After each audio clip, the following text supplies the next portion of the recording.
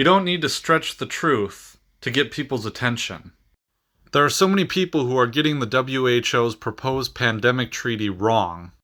And these people are on both sides of the aisle. You could be the establishment from the Associated Press, or you could be someone like the Epoch Times, who is known for their anti-COVID hysteria reporting. In my recent article at the Libertarian Institute, I talk about a controversy that started when the Epoch Times posted on their social media accounts that the proposed copy of the Global Pandemic Treaty completely handed over the member country's sovereignty to the WHO.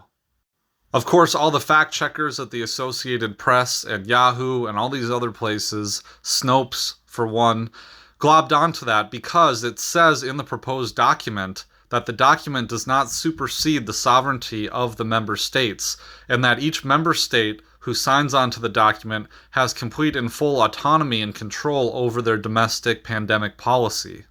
Well, who's right in this instance? Are the fact checkers right to say that, well, this is what the document says, so therefore there's nothing to be worried about? Or are people like the Epoch Times correct when they say that sovereignty will be completely surrendered to the WHO?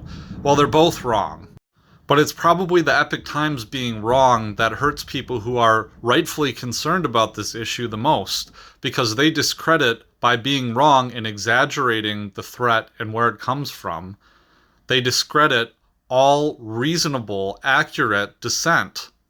There are valid reasons to be concerned about sovereignty when it comes to the proposed pandemic treaty, but they're not outright concerns, at least in the current draft of the document. They're not outright concerns, as the Epoch Times states. So if you want to know more, head on over to the Libertarian Institute, libertarianinstitute.org, and read my full-length article about that global pandemic treaty.